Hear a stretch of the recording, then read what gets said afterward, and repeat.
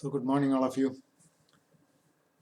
We are in a time when the school children have to now choose their profession, go into engineering colleges, and so on.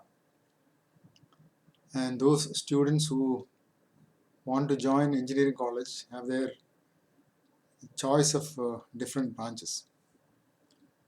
And most students have absolutely no idea what these branches are about. Maybe they know their products.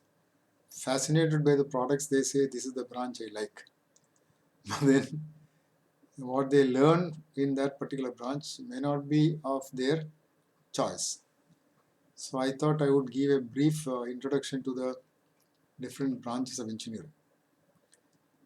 If you look carefully, you will come to understand that there are only basically two branches of engineering: the mechanical engineering and the electrical engineering. Mechanical engineering, of course, basically you study design of machine elements, both static and dynamic. Civil engineering, which can be included as part of mechanical engineering, though it was not originally developed like that, designs static structures. Because even ship also will be a static structure in many ways. Because that also has become a separate branch now. But basically, the way you can see it is civil designs static structures, mechanical engineers design both static and dynamic structures, machine elements, and so on. And they, of course, definitely need a lot of mathematics and physics. Because physics, all their laws are normally expressed as mathematical equations. So you should be extremely good in mathematics as well as physics. The other branch, which is electrical engineering, is of course now grown into extremely vast field of subjects. The first branching was to electronics. Of course, most people may wonder why it is called electronics nowadays. But when the subject started, we used to have vacuum tubes in which the electrons used to move in the vacuum. So that's why it is called electronics. Then, of course, transistors came and it replaced this vacuum tubes. And then the transition period, of course, it used to be called solid state electronics. And then, of course, now if you say, it is not electronics, basically it is electrical engineering itself. One is very high voltage and high current devices. And the electronics we have extremely low current and low voltage devices. In electronics, of course, basically they were the communication was one of the major topic handled by electronics, so it became the electronics and communication branch. So later, of course, the electronics developed into many electronic devices and so on. And one of them, of course, was the computers.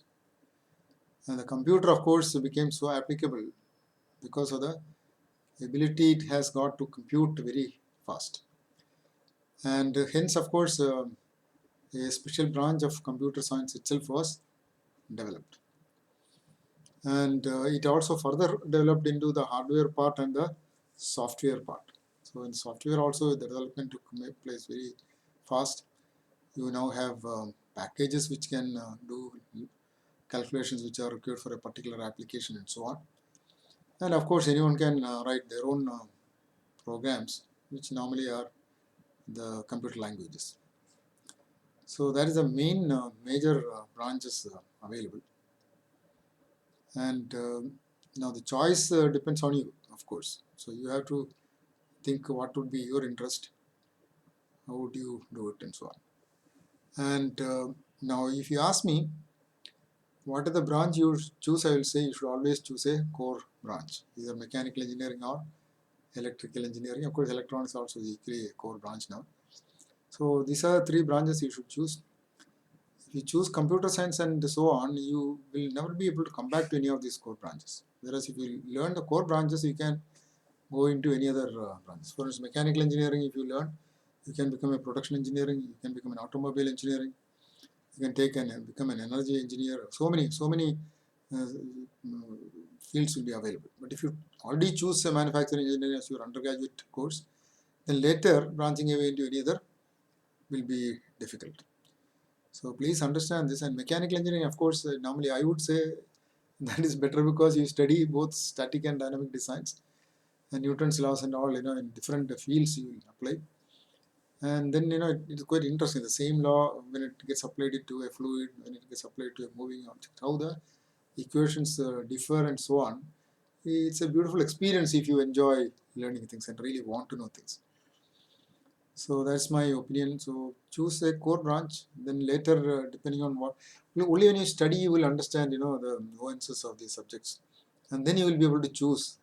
At undergraduate level, to say, I like this subject, I think is little off the mark. Because there is nothing, you have no exposure to anything at all. And then you say, I like this. That's where you all probably go wrong. So I hope you will intelligently choose your branch and become really good engineer.